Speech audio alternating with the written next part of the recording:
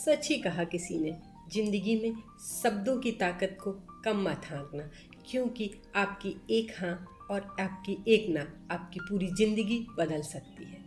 आज आपको एक छोटी सी कहानी सुनाते हैं।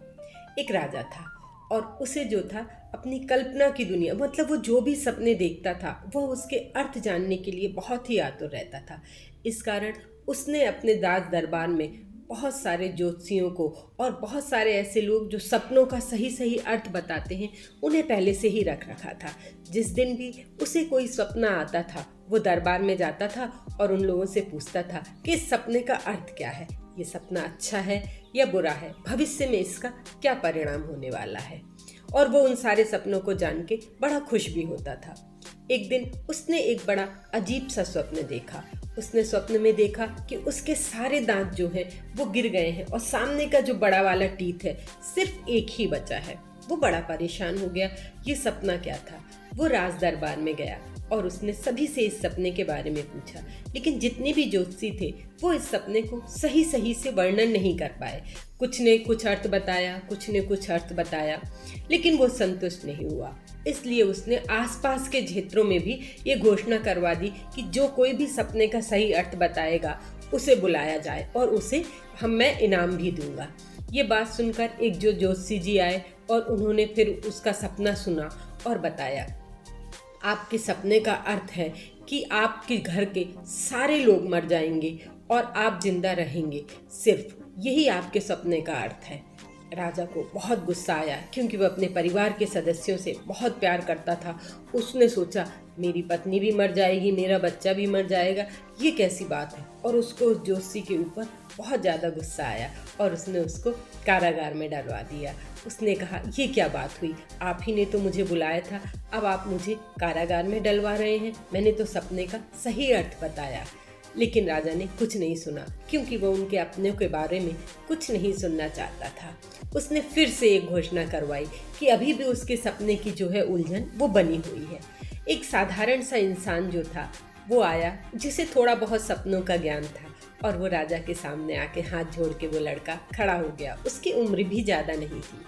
उसने राजा से कहा, राजन, मैं आपके सपने का अर्थ आपको बता सकता हूँ। राजा ने कहा, हाँ जरूर बताओ, क्या है। उसने कहा, ये तो बहुत ही सुंदर स्वप्न है, इसका मतलब ये है कि आपकी आयु लंबी हो गई, आपकी बहुत आयु है, पूर्ण आयु है, और आप काफ़ी लंबे समय तक राज करेंगे। और हम लोग कितने भाग्यशाली हैं कि हमारे राजा की आयु इतनी है, जो कि इतना अच्छा राज्य करता है, सुशासन चलाता है, और हमें उसका लंबे समय तक उसके राज्यकाल में रहने का अवसर प्राप्त होगा। राजा बहुत खुश हुआ और उसने अपने मंत्रियों से बुलाकर कहा कि जो मैंने बड़े वाले इनाम की घोषणा की थी वह इसे दे दिया जाए।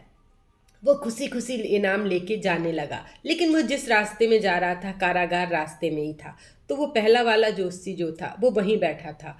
उसने उसको रोका और पूछा, तुमने ऐसा क्या बता दिया जिससे राजन इतना खुश हो गए और उन्होंने तुम्हें बहुत सारा इनाम भी दिया है। उसने कहा, नहीं, मैंने तो सिर्फ वही बताया था जो कि आपने बताया। उन्होंने कहा, हाँ मैंने भी तो यही कहा था कि राजन आपके घर के सारे लोग मर जाएंगे, आप जिंदा। उसने कहा, यही बात है, आपने कहा था कि आपके घर के सारे लोग मर जाएंगे, आप ही शेष रह जाएंगे, और मैंने कहा कि आपकी आयु बहुत है, आप लंबे समय तक राज करेंगे और हमें ये मौका मिलेगा कि आपके सुशासन में हम लोग लंबे समय तक रह पाएँ। कहानी बहुत छोटी सी थी।